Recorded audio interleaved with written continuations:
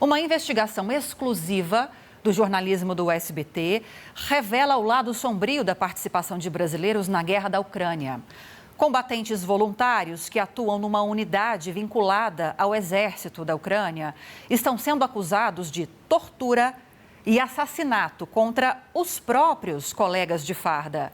E essa denúncia ganhou força depois da morte de Bruno Gabriel Leal da Silva, um pernambucano de 28 anos que lutava na Ucrânia. Isso, ele foi encontrado morto em circunstâncias suspeitas perto de Kiev. Antes de morrer, o Bruno chegou a procurar a embaixada brasileira, relatando maus tratos e retenção do passaporte pelos comandantes da unidade onde ele atuava.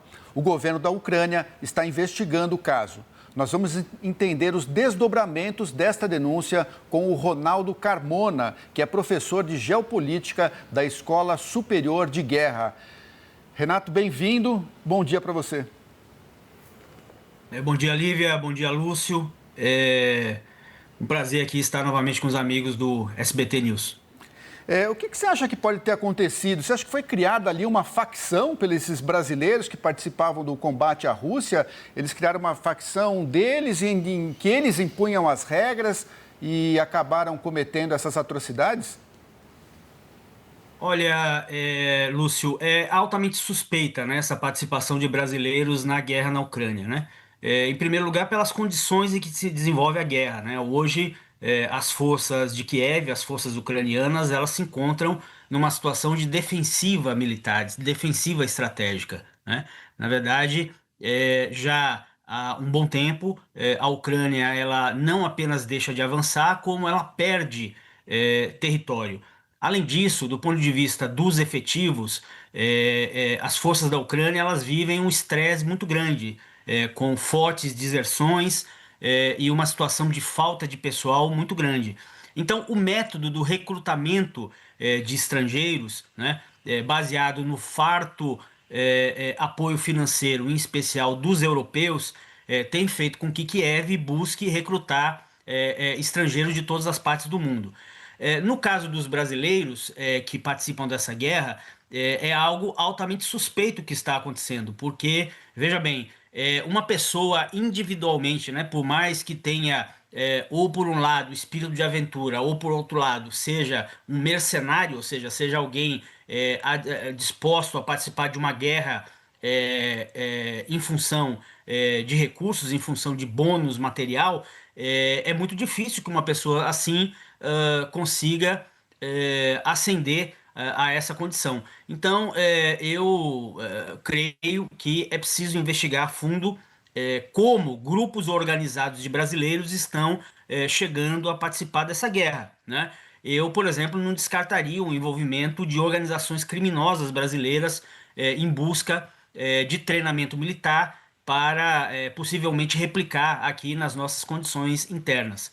Então, é algo muito preocupante do ponto de vista do Brasil. Ronaldo, quero até deixar claro para a nossa audiência que essa apuração do nosso repórter internacional, nosso correspondente lá na Ucrânia, o Sérgio Utti, está numa reportagem completa no nosso portal de notícias, o sbtnews.com.br, e tem um trecho que eu quero destacar aqui antes de fazer o meu questionamento a você.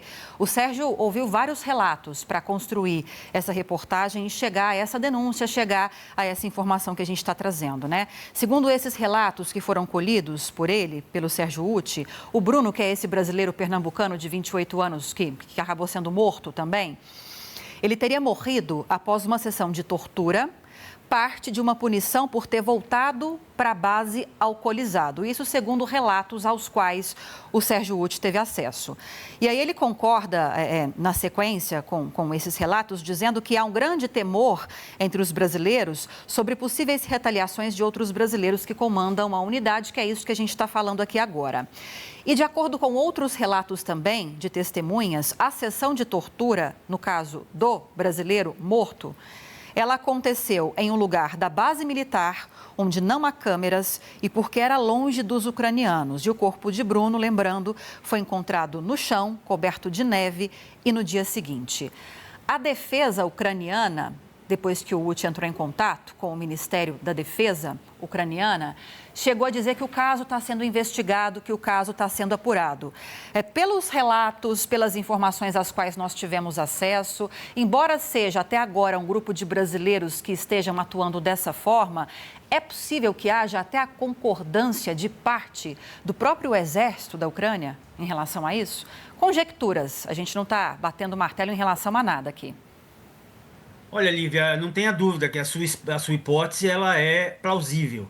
Afinal de contas, os ucranianos, como eu disse, eles se encontram, do ponto de vista militar, numa situação de crescente fragilidade. Inclusive, os métodos que têm sido utilizados pelos ucranianos, inclusive em relação aos seus próprios efetivos nacionais, relatam práticas semelhantes, né? Práticas de torturas, práticas de ameaça de corte marcial, com pena de morte em caso de deserção.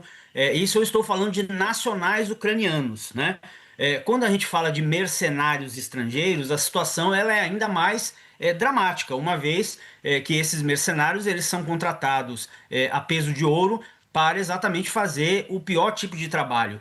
E em tropas mercenárias não existe, digamos assim, nenhum tipo de ética militar, nenhum tipo de regulamento que organize, né, aqueles efetivos. Pelo contrário, o que vale é uma lei da brutalidade, né? E repercutindo, voltando a falar o que eu disse na primeira resposta, esses métodos que estão sendo empregados nesse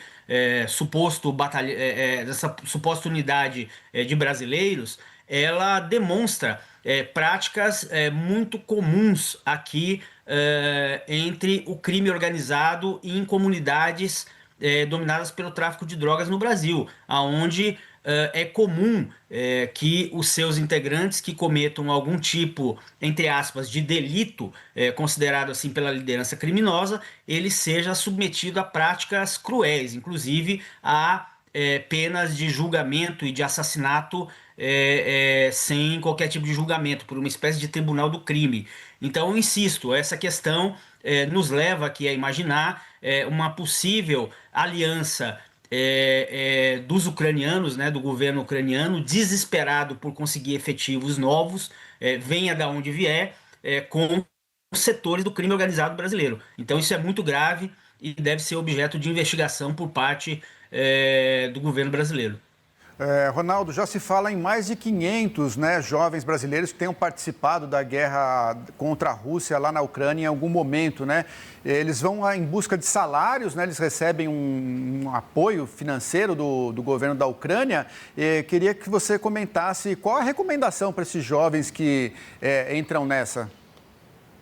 Olha, a recomendação, que inclusive tem sido feita pelo próprio Itamaraty, é que nenhum jovem brasileiro, por mais que queira ter uma experiência de participação em guerra, se envolva nesse tipo de situação. Porque isso, em absoluto, não é algo idílico, não é uma espécie de um videogame transformado em realidade. Pelo contrário, é uma guerra bastante severa, né, que é conduzida em operações igualmente graves, num ambiente operacional bastante difícil, né? Isso, obviamente, é a recomendação que se faz para indivíduos, né, que almejem, quer por espírito de aventura, né, quer por terem objetivos mercenários propriamente dito, ou seja, estarem em busca de recursos materiais, né? Agora, como eu disse, o que é bastante grave é que é pouco plausível que esse tipo de iniciativa ela decorra de iniciativa individual, de indivíduos, né? É muito mais provável, aliás, nós temos visto isso, né, com o caso de organizações paramilitares colombianas e outras, como o governo da Ucrânia, através dos seus serviços de inteligência, chegam a se envolver com grupos organizados de natureza criminosa em algumas partes do mundo, buscando o recrutamento de criminosos. Então isso é muito grave se estiver ocorrendo também aqui no contexto brasileiro. E aí, recorrendo mais uma vez, Ronaldo, à reportagem do Sérgio Utti, relatos impressionantes que ele teve acesso, aos quais ele teve acesso, de militares brasileiros na Ucrânia, muito preocupados de terem os nomes revelados, não só pela própria segurança na Ucrânia, diante da atuação desse grupo, preocupados com familiares aqui no Brasil, para a gente ver que, às vezes, há sim uma conexão, como você estava explicando anteriormente para a gente, quando eu te fiz o questionamento anterior. E aí, sobre eventuais punições, caso haja uma comprovação da atuação desse grupo de brasileiros que estão cometendo crimes de guerra, não sei se a gente pode chamar de crimes de guerra, nesse contexto, como seria uma eventual punição, um processo punitivo, transcorreria na Ucrânia, teria de transcorrer aqui, por ambos os países? Olha, Lívia, para se ter uma ideia de como o caso é grave, mesmo num contexto de guerra, não é? Os exércitos regulares, digamos assim, eles têm regras para julgar crimes militares, julgar eventuais deserções, não é? Ou seja, a coisa ela não é feita, digamos assim, simplesmente segundo o ato de vontade do comandante daquela unidade militar, como é o caso do que a reportagem do SBT News comprovou, não é? Então, assim, isso reforça, digamos assim, que este caso, ele é um caso que deve ser investigado a fundo, né? Porque nós estamos falando de brasileiros que estão sendo utilizados como massa de manobra de um dos lados da guerra, tendo em vista objetivos que não são nossos, que o Brasil não corrobora, o Brasil não digamos assim, está de acordo com a utilização dos nossos nacionais nesse tipo de confronto. Então, tudo leva a crer, e eu cumprimento aqui o SBT News pela investigação primorosa, tudo leva a crer que esses indícios de envolvimento de grupos organizados criminosos é algo que, pela prática, né, pelo que nós estamos vendo, pelo que foi relatado, os indícios são muito fortes que isso esteja ocorrendo. E se isso tiver realmente, efetivamente ocorrendo, né, isso é um caso muito grave, inclusive para as relações diplomáticas entre o Brasil e a Ucrânia, uma vez que poderia se revelar uma interferência indevida do governo ucraniano numa questão interna brasileira. Então, se vocês me permitem, eu recomendaria prosseguir essa investigação, porque isso é um caso bastante grave para as relações internacionais e para o próprio interesse nacional brasileiro. Quero agradecer, então, a entrevista do Ronaldo Carmona, professor de Geopolítica da Escola Superior de Guerra. Ronaldo, muito obrigado aí pela entrevista e um bom dia para você.